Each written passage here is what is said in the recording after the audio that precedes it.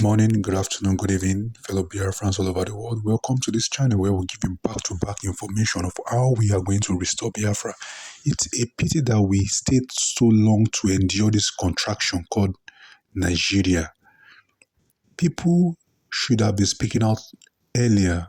It would have not been as terrible as this. If you look at all the whole two elections that took place this last weekend, the one in Kogi and the rest, and Imo State, former old Imo State, you can see how they have rewrite the election by having a result already made down. This is just to tell us that democracy in that zoological republic, it's a lie. See Dilo Melai, he chocolated him after the election, how he saw how they rigged the election for the present governor. This is another, you can see this Ajaka, the SDP candidate for the gubernatorial candidate for Kogi governorship election. He said going to court is a waste of time. It will be just a waste of time alone. It's also a waste of money. Breaking. This was how Biafra rejected and delegitimized Nigeria in the old Imo State. The people of this community never participated in anything called election. The people of the community were comfortable resting at home. We can never betray Biafra, or we will never betray Biafra. This is coming from the Prime Minister's desk. Exclusive. Nigerian private aviation handling company Sako worker busted by running multiple billion naira drug operation in Lagos airport. This is what they have turned the whole country to, because the president is a drug dealer, which he made his money from illegal art while he was in Chicago. It will always transform to the life of people, and people will want to look up to him. This is what we are seeing. And who can say maybe it's not even him that is even running this drug deal? Because most of the companies in Nigeria or in the Zoological Republic are owned by these criminal politicians. And I was observing an interview with this guy, this kits maker called Brain Jota. I want you to watch what he said about Nigeria. People, they wear eyes. You need to love these things, because at the end of the day, if you go they live your life for other people, not too because them they live their life and you they live your life for them. So they live their life, which is one you they live your life for them now, not too. Whatever you do, just make sure it makes you genuinely happy at the end of the day. Because if you die, man go stay palash. You understand? Consistency is actually very key. I understand Nigeria is just messed up, so a lot of persons they put money first. Everybody they put money first. You heard what he said. Nigeria is messed up, and the messed up is not just small messed up, real big time messed up, and it can never be fixed. It is only Biafra. Another shocking interview this evening was about this guy in Europe. Let me play you this. When the place they be one Nigeria, see, Igbo man can never rule Nigeria. All those useless Igbo people who believe that they be one Nigeria, okay, you they useless.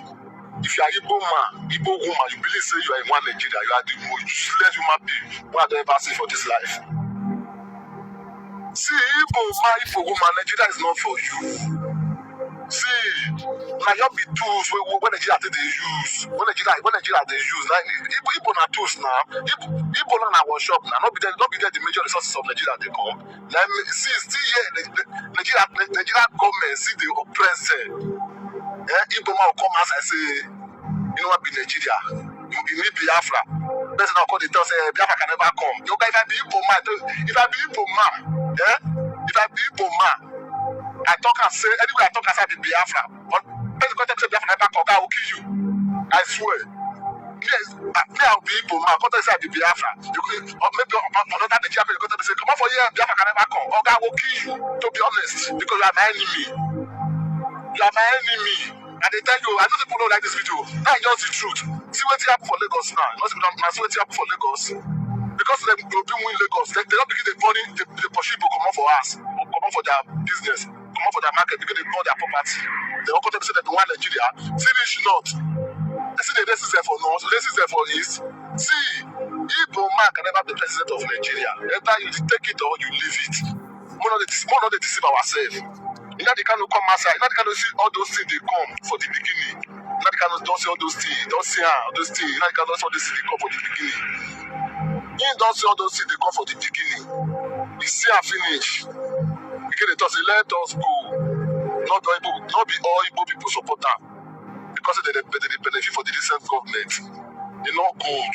Igbo people learn how to know your worth. Know your worth. Now you are not in Nigeria. Igbo people are not in Nigeria. Oh God. They can never be in Nigeria. They will never be in Nigeria. They are Biafra. Nigeria, let them go. Nigeria government, let Igbo people go. I beg, let Igbo people go. I come in peace. Let them go. Let them go. Let them go.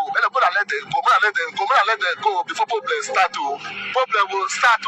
In 1965, you and I met in in Lagos, and we were talking at that time about some of the things that were causing disruption in Nigeria, in Africa as a whole, things falling apart, as you wrote about yourself.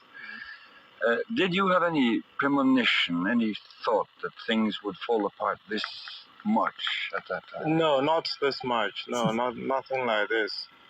I saw the Nigerian Federation, the possibility of its dissolution, the possibility of serious trouble, but not taking the form which it did take. When I saw the government falling, for instance, because it was hopelessly corrupt. In fact, probably by the time we were talking, the two of us, I was already working on my novel, which was my fourth novel, which handled the situation, the corrupt situation of a government and military intervention when nothing else seemed possible.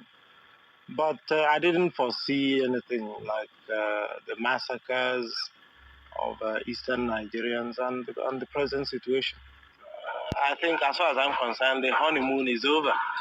The first few years of independence is full of promise, is full of excitement, and actually a lot has happened. I mean, there's nothing like running your own business. I mean, whatever anybody may say. It's better to be in charge of your business and mess it up than get somebody else to do it for you. I strongly believe in this. But at the same time, I think that one has to take a hard look. And I'm now talking as a writer, you see, and my next book is in fact intended to take a hard look at the situation, what we have made of this freedom. And there are some very sad mistakes, some very sad incidents